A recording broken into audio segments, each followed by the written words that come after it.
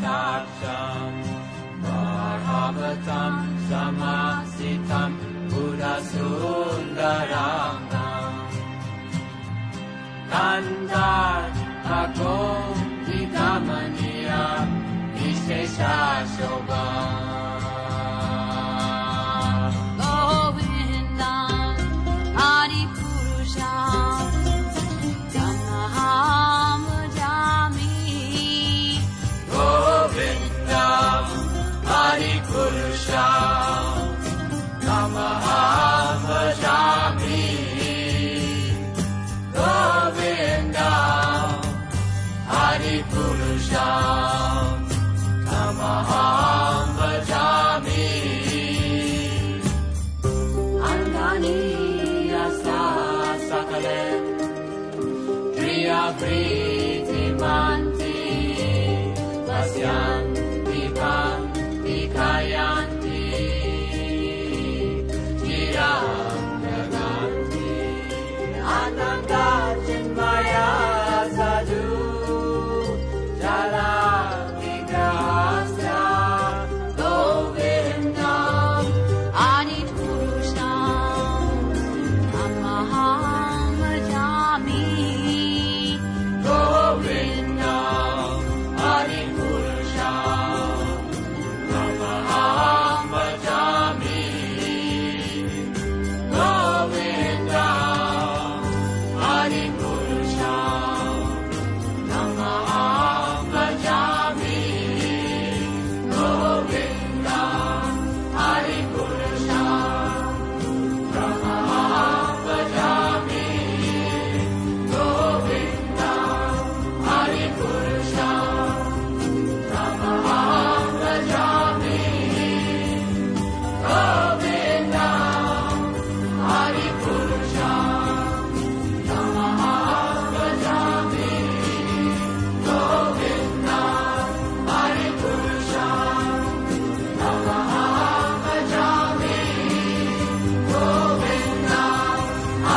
Adipurusham Tamaham Bhajami Govindam Adipurusham Tamaham Bhajami Govindam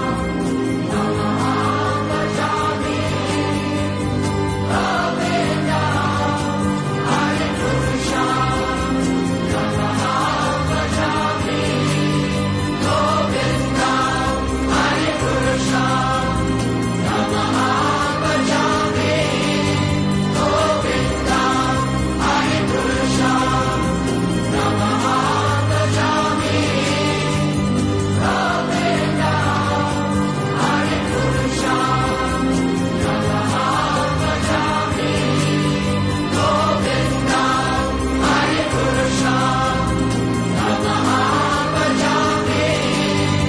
Govindam Adipurusham Tamaham Bhajami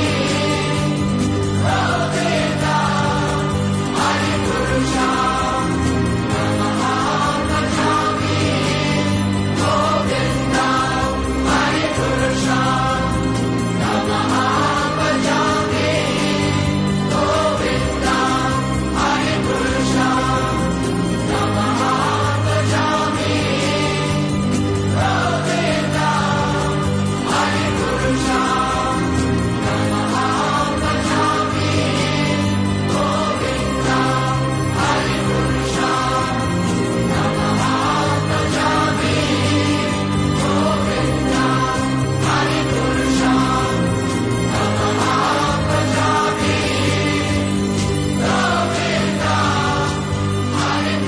हरे कृष्णा। गोविंदम आदि पुरुषम तमहम भजामि। हर दिन श्रृंगार आरती में ये गाना हम सभी सुनते हैं और बहुत सारे भक्त हैं जिनको ये गाना बहुत ही पसंद है। इसका सुर जॉर्ज हैरिसन ने दिया है जो बीटल्स के थे, एवं हर ग्रेस यमुना माता जी ने ये सुंदर श्लोक जो है वो गाया है। ये 2 श्लोक हैं ब्रह्म संहिता से। आज हम चर्चा करेंगे ब्रह्म संहिता के बारे में। ओम अज्ञानतिमिरन्धस्य ज्ञानाञ्जनशलाकया चक्षुरुन्मीलितं येन तस्मै श्री गुरुवे नमः।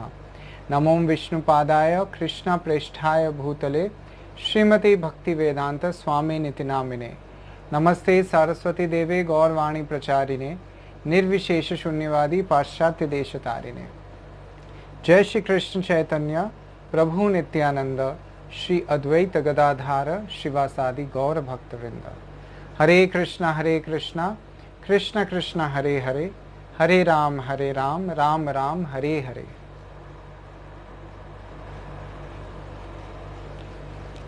ब्रह्म संहिता, इसका अर्थ है ब्रह्मा जी, और संहिता यानी जो सारी चीज़ों को जोड़ के या एकत्रित करके किया जाता है उसको संहिता बोलते हैं।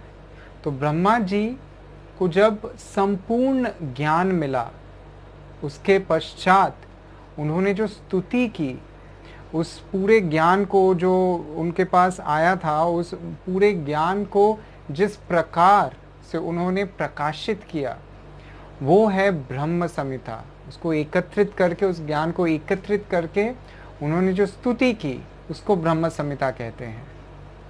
संहिता इस तरह से बहुत सारे हैं, जैसे गर्ग संहिता, चरक संहिता, भृगु संहिता, यहाँ तक कि शिव संहिता भी है। और ये सारे संहिता वेदों से इस तरह से अलग है कि ये जो विशेष वो व्यक्तित्व है, उनको जब ज्ञान मिला, संपूर्ण ज्ञान मिला, उन्होंने जब उस ज्ञान को प्रकाशित किया, जिस तरह से प्रकाशित किया और उस चीज़ को लिखा गया, उसको संहिता बोलते हैं। ब्रह्म संहिता का बहुत ही ज़्यादा महत्व है। श्री चैतन्य महाप्रभु जब दक्षिण भारत में गए थे, वहाँ से जब वहाँ पर उन्होंने आदि केशव जी के मंदिर गए दर्शन करने के लिए, एवं दर्शन के पश्चात उन्होंने कुछ बुद्धिजीवियों के साथ वार्तालाप किया। उस वार्तालाप में उनको पता चला इस विशेष ग्रंथ के बारे में जिसको ब्रह्म संहिता बोलते हैं। एवं उसका जो 5वां अध्याय है, ये पूरा ग्रंथ उनको नहीं मिला, उनको सिर्फ वो 5वां अध्याय या 5वां चैप्टर जो है वो मिला। एवं उनको इतना अच्छा लगा कि उन्होंने तुरंत उसका एक कॉपी बनाया। पहले ज़माने में ज़ेरॉक्स मशीन तो था नहीं कि कॉपी तुरंत हो जाए, तो उन्होंने खुद अपने हाथों से ब्रह्म संहिता का कॉपी बनाया। एवं उसको जब वापस आए दक्षिण भारत से, हम सभी के लिए वो ये दक्षिण भारत से हमारे लिए लेके आए। विशेषकर हम जिस संप्रदाय के हैं उस संप्रदाय का नाम है ब्रह्म माधव गौड़ीय संप्रदाय। एवं ब्रह्मा जी हमारे संप्रदाय आचार्य हैं। एवं हमारे लिए उन्होंने क्या बोला है भगवान के बारे में, उनके ज्ञान को किस तरह से उन्होंने प्रकाशित किया है, प्रोजेक्ट किया है, वो जानना बहुत ही आवश्यक है। और शायद इसी वजह से श्री चैतन्य महाप्रभु दक्षिण भारत से ये हम सभी के लिए उद्धार करके लेके आए थे। एक और विशेष चीज़ है ब्रह्म संहिता में, ब्रह्म संहिता सारे वेदों का सार है। जब हम इसको सुनेंगे और इसके बारे में चर्चा करेंगे, तब आपको पता चलेगा कि एक एक लाइन, एक एक वर्स, एक एक शब्द भी कितना ज़्यादा गहरा है, कितना ज़्यादा मीनिंगफुल है। बहुत बहुत कुछ कहा है ब्रह्मा ने बहुत ही संक्षिप्त में। हम चर्चा तो करेंगे, लेकिन बहुत इन डेप्थ चर्चा शायद हम नहीं कर पाए, पर ओवरऑल ब्रह्मा जी क्या कहना चाहते हैं इस ब्रह्म संहिता के द्वारा, उसके बारे में हम चर्चा करेंगे। आज विशेषकर हम जो भूमिका है, जो फोरग्राउंड है ब्रह्म संहिता, कब और किस तरह से ब्रह्मा ने कहा, उसके बारे में सुनेंगे और जानेंगे। ब्रह्मा हैं सबसे पहले जीव, इस ब्रह्मांड के, इस यूनिवर्स के सबसे पहले जीव जो हैं वो है ब्रह्मा।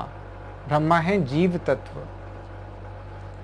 तो महाविष्णु जो हैं वो जब कारण का जो सागर है वहाँ पे वो जब लेटे तो पानी के अंदर लेटने से जब आप श्वास लेते हैं, बाहर छोड़ते हैं, अंदर लेते हैं, तो आप देखेंगे बबल्स या बुदबुदा फॉर्म होता है।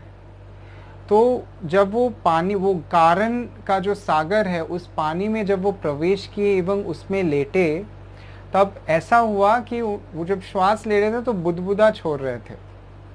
तो वो सारे बुदबुदा जो हैं, अनगिनत बुदबुदा उत्पन्न हुआ एवं एक एक बुदबुदा है एक एक ब्रह्मांड। इस तरह से सृष्टि होती है शास्त्र के अनुसार। कई नई चीजें आज आपको जानने को मिलेगा कि ये थोड़ा बहुत आपको जानने को मिलेगा कि सृष्टि हुई कैसे हमारे ब्रह्मांड की। तो महाविष्णु जो हैं, जिनको कारणोत्कर्षाई विष्णु, जो कारण के सागर में लेटते हैं, वैसे नाम से भी जाना जाता है, जब वो श्वास ले रहे थे तो एक एक जो बुदबुदा है वो एक एक ब्रह्मांड था। ब्रह्मांड यानी समथिंग ब्रह्म अंड, यानी it is Oval, it is not really round, circular या गोलाई का शेप नहीं है उसका, वो अंडे के शेप का होता है, इसलिए उसको ब्रह्मांड बोला जाता है। तो जब ऐसे एक एक ब्रह्मांड की सृष्टि हुई, तब जो महाविष्णु हैं या कारणोत्कर्षाई विष्णु हैं, उन्होंने एक्सपैंड किया अपने आप को, उन्होंने एक्सपैंड किया और वो एक एक जो बुदबुदा है उसके अंदर पुनः अपने आप को स्थापित किया गर्भोदकशाई विष्णु के नाम से। तो उन्होंने क्या किया, अपने पसीने से वो जो ब्रह्मांड है, वो जो अंड ओवल का शेप है, उसका आधा उन्होंने भर दिया अपने पसीने से, वो पानी के तरह भर गया। एवं उस पानी में गर्भोदकशाई विष्णु अनंत शैया में, अनंत शेष जो शेष नाग हैं, अनंत हैं, उन्होंने एक सुंदर शैया बनाई, एक बिस्तर बनाया, जहाँ पे जो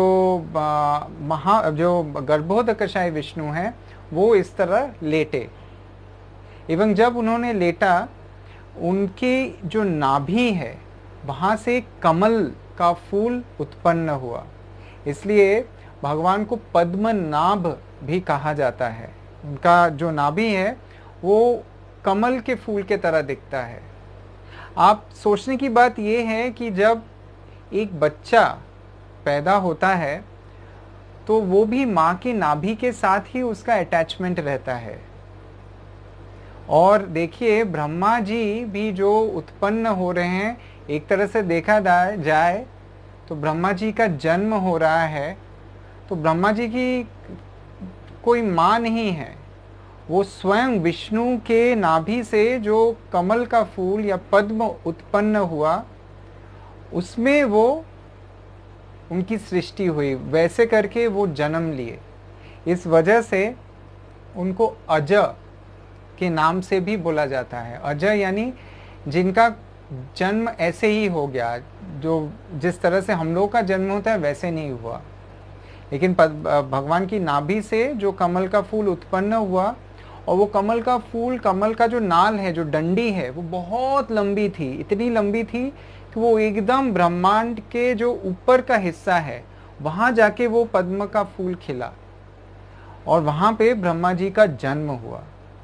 एवं ब्रह्मा जी का जन्म हुआ, जब वो उत्पन्न हुए तो उनके मन में 3 प्रश्न जगे। सबसे पहला प्रश्न ये था कि मैं कौन हूँ, दूसरा प्रश्न ये था कि मैं कहाँ से आया हूँ, एवं तीसरा प्रश्न था कि मैं यहाँ पे क्या कर रहा हूँ और मुझे क्या करना चाहिए। और यही 3 प्रश्न हैं जो हर इंसान को, हर जीव को पूछना चाहिए। एवं इन तीनों प्रश्नों के उत्तर का खोज जिसको मिल जाता है, उसको पूर्ण ज्ञान प्राप्त हो जाती है। इसलिए इसको ब्रह्म जिज्ञासा भी बोलते हैं, क्योंकि ब्रह्मा जी ने सर्वप्रथम ब्रह्मा जी के दिमाग में ये 3 प्रश्न आए थे कि मैं कौन हूँ, मैं कहाँ से आया हूँ, एवं मुझे यहाँ पे क्या करना है। जब ऐसा प्रश्न उत्पन्न हुआ, वो चारों तरफ देखे तो उनको कुछ भी दिखाई नहीं दे रहा था, कोई भी दिखाई नहीं दे रहा था, सिर्फ एक कमल का बड़ा फूल दिखाई दे रहा था जिसके ऊपर वो विराजमान थे अपने 4 सिरों को लेके। एवं आसपास और कुछ भी दिख नहीं रहा था। तो उनको लगा कि शायद वो नीचे की तरफ देखे तो वो देख रहे हैं कि वो जो कमल का नाल है, जो डंडी है, वो एकदम नीचे की तरफ जा रही है। तो उनको लगा कि हो सकता है कि मैं अगर इस डंडी को पकड़ते पकड़ते नीचे की तरफ जाऊं तो इसका जो स्रोत है, इसका जो सोर्स है, ये कमल का फूल कहाँ जहाँ से उत्पन्न हुआ है, वो मुझे दिख जाएगा। तब मुझे शायद ये समझ में आएगा कि मैं कहाँ से आया हूँ, और वहाँ से शायद मुझे ये जो और 2 प्रश्न हैं उसका भी उत्तर मिले। ऐसा सोच के ब्रह्मा जी नीचे के तरफ कमल की डंडी पकड़ के उस कमल के फूल के नीचे की तरफ जाने लगे। चलते गए चलते गए चलते गए चलते गए, ऐसे 1000 वर्ष निकल गए। 1000 वर्ष निकल जाने के पश्चात वो देखे कि फिर भी वो जो सोर्स है, जो स्रोत है, जहाँ से ये कमल का फूल खिला है, वो उनको दिख नहीं रहा था। वो पता नहीं कहीं बहुत ही दूर था। ऐसा सोच के ब्रह्मा जी वापस चले गए उस कमल के फूल के तरफ। एवं वहाँ जाके जब वो बैठे तब उनको उनके पास एक आवाज़, एक ध्वनि आई। वो ध्वनि थी तप तप तप तप। जब उन्होंने तपस्या करने की ये जो ध्वनि सुनी तब उनको ये समझ में आया कि उनको अगर ज्ञान प्राप्त करना है तो उनको क्या करना पड़ेगा। उनको उनकी जो चेतना है उसको अंतर ध्यान, उनके अंतराल में उनको झांकना पड़ेगा एवं तपस्या करनी पड़ेगी। तो उन्होंने ध्यान करना चालू किया। जब वो ध्यान करना चालू किए तो भगवान श्री कृष्ण स्वयं उनको बांसुरी की ध्वनि से, बांसुरी बजा के उनको गायत्री मंत्र दिए, यानी उनको दीक्षा दिए। दीक्षा का अर्थ होता है दूसरा जन्म। हम लोग का पहला एक जन्म तो हो गया है, जहाँ हम इस जड़ जगत में, इस भौतिक जगत में जन्म लिए हैं, इस शरीर को प्राप्त किए हैं। दूसरा जन्म तब होता है जब गुरु आपको दीक्षा मंत्र देते हैं। और गायत्री को कहा जाता है कि वेद माता गायत्री। वेद माता गायत्री किस लिए कहा जाता है? क्योंकि गायत्री मंत्र प्राप्त करने के पश्चात ही आपके हृदय में जो ज्ञान है वो प्रकाशित हो जाता है तुरंत। एवं भगवान ने बांसुरी बजा के, बांसुरी के आवाज़ से ब्रह्मा जी को ये ज्ञान, ये जो दिव्य ज्ञान है, ये जो आध्यात्मिक ज्ञान है, उस ज्ञान को उनके हृदय में प्रकाशित किया। जब उनके हृदय में ये ज्ञान प्रकाशित हुआ तब उन्होंने क्या किया, तब वो गायत्री मंत्र का जाप किए। एवं गायत्री मंत्र का जाप करने के पश्चात उन्होंने जो देखा अपने सामने कि किस प्रकार ये सृष्टि वो करेंगे, उनको ये समझ में आया कि वो कौन है। एवं उनके जो गुरु हैं, जो कृष्ण, जो आदि गुरु हैं, वो कौन हैं एवं उनको यहाँ क्या करना है। वो यहाँ पे इसलिए आए हैं ताकि वो इस ब्रह्मांड की सृष्टि करे।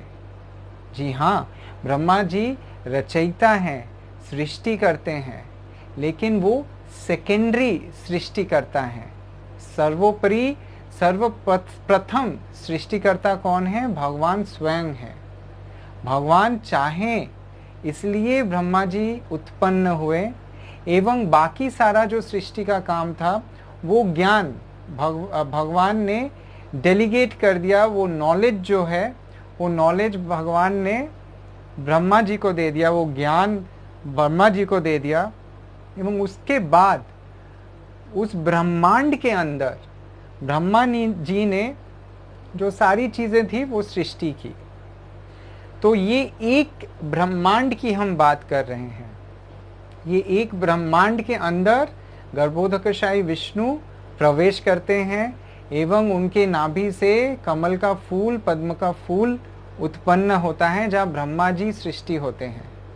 तो ऐसे महाविष्णु जब श्वास ले रहे थे तो बहुत सारे अनगिनत ब्रह्मांडों की रचना हुई, की सृष्टि हुई। एवं ये जो अनगिनत ब्रह्मांड थे, हर एक ब्रह्मांड में वो गर्भोदकशायी विष्णु के रूप में प्रवेश किए। एवं हर एक ब्रह्मांड के एक सेकेंडरी सृष्टिकर्ता हैं जिनका नाम है ब्रह्मा। ब्रह्मा एक पर्सनैलिटी नहीं है। ब्रह्मा यानी अनगिनत Brahma, it is like a post. जैसे हम बोलते हैं कि चीफ मिनिस्टर, तो हमारा जो वेस्ट बंगाल है यहाँ की एक चीफ मिनिस्टर है, वैसे महाराष्ट्र के चीफ मिनिस्टर हैं, दिल्ली के चीफ मिनिस्टर, हर एक स्टेट का जैसे अलग अलग चीफ मिनिस्टर है, लेकिन हम लोग उसको टर्म देते हैं चीफ मिनिस्टर। उसी प्रकार ब्रह्मा, ये जो पोस्ट है, ये टर्म है, यहाँ पे विभिन्न जो जीव हैं वो जब प्रवेश करते हैं तब उस पोस्ट में, तब उनको ब्रह्मा बोला जाता है। तो Brahma is just like a post, it is not someone's name, वो किसी का नाम नहीं है। बट जैसे आपके जो चीफ मिनिस्टर है, अगर आप उनको चीफ मिनिस्टर बुलाएंगे तो उसमें कोई क्षति नहीं है, वो गलत नहीं है, उनका नाम भी चीफ मिनिस्टर है। ठीक उसी प्रकार जब कोई जीव एक जो क्वालिटीज़ हैं, जो 25 क्वालिटी जब आपके अंदर आएगी तो आप ब्रह्मा जी के तरफ बन जाएंगे। तो जब वैसा कोई जीव होता है तो उसको ब्रह्मा की उपाधि मिलती है, का पोस्ट मिलता है, एवं वो जब उस पोस्ट में जाता है उनको भी ब्रह्मा कहा जाता है। तो इस तरह से ब्रह्मा जी की सृष्टि हुई, एवं इस प्रकार गायत्री मंत्र के द्वारा दीक्षित होके, दीक्षा प्राप्त करके, द्विज होके, उन्होंने, उनके हृदय में जब ज्ञान विस्फुरित हुआ, तेने ब्रह्म हृदय आदि, तो भगवान ने बांसुरी बजा के उनके हृदय में जो ज्ञान का प्रकाश है उस प्रकाश को प्रज्वलित किया। तब उन्होंने बहुत कुछ अपने सामने देखा। उन्होंने क्या देखा, वही चीज़ उन्होंने लिखा है इस सुंदर ग्रंथ में, जिसको बोलते हैं ब्रह्म संहिता। इसके बारे में आगे हम लोग और चर्चा करेंगे और जानेंगे कि ब्रह्मा जी क्या क्या देखें। दरअसल देखा जाए तो भगवान ने उनको जो आध्यात्मिक जगत है वो उनके सामने पेश किए। वो जिस तरह से बना है ठीक उसी का प्रतिछवि ब्रह्मा जी ने यहाँ वो जो देखे थे उसी के प्रतिछवि के रूप में उन्होंने इस पूरे ब्रह्मांड की सृष्टि की। आप इस भौतिक जगत में जो जो चीज़ देखेंगे ये जान लीजिए ये एक प्रतिछवि है, ये एक प्रतिबिंब के तरह है। और असली जो सच्चिदानंद चीज़ है वो चीज़ है वहाँ आध्यात्मिक जगत में। भौतिक जगत में ये एक प्रतिछवि या बोल सकते हैं एक प्रतिबिंब है, और पूर्ण तरह से ये चीज़ यहाँ पे नहीं है। हम लोग का भी, हमारा भी अस्तित्व है आध्यात्मिक जगत में, और वो दरअसल हमारा अस्तित्व है। हम भी जो यहाँ पे हैं, this is a very temporary place. ये बहुत मतलब परमानेंट कुछ नहीं है। ऐसा नहीं है कि हम लोग यहाँ पे अनंत काल से आए हैं और अनंत काल तक चलेंगे। जो ये ब्रह्मांड की सृष्टि हुई है, जो भगवान ने श्वास छोड़ा है, तो भगवान भी तो कभी श्वास अंदर लेंगे। तो भगवान जब श्वास छोड़ते हैं, महाविष्णु जब श्वास छोड़ते हैं, तब ये सारी ब्रह्मांडों की सृष्टि होती है। एवं जब वो श्वास अंदर ले लेते हैं तब सारे सृष्टियों का विनाश हो जाता है।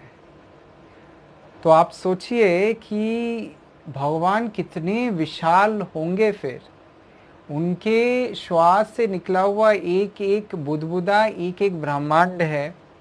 ब्रह्मांड कितना बड़ा है, उसका एक छोटा सा अंश है ये पृथ्वी, एवं उस पृथ्वी का एक छोटा सा अंश है हमारा ये देश, जिसको हम लोग भारत बोलते हैं। एवं हम लोग कितने छोटे हैं कि आप ये कल्पना कर पा रहे हैं। ये हमारे कल्पना के बाहर है कि भगवान कितने विशाल हैं। आगे हम और भी चर्चा करेंगे, एवं जितना हो सके उतना डीप में जाके, अच्छे से गहराई में जाके जानने की कोशिश करेंगे, और बहुत सारी निराली और सुंदर चीज़ें हम जानेंगे कि आध्यात्मिक जगत दरअसल है कैसा, भगवान का रूप कैसा है। ब्रह्मा जी ने बहुत कुछ कहा है ब्रह्म संहिता में, और जब हम इसको जानेंगे तो हमको बहुत कुछ सीखने को मिलेगा, जानने को मिलेगा इस भौतिक जगत के बारे में, उस आध्यात्मिक जगत के बारे में एवं भगवान श्री कृष्ण के बारे में। हरे कृष्णा कृष्णा कृष्णा हरे हरे, हरे राम राम राम हरे हरे।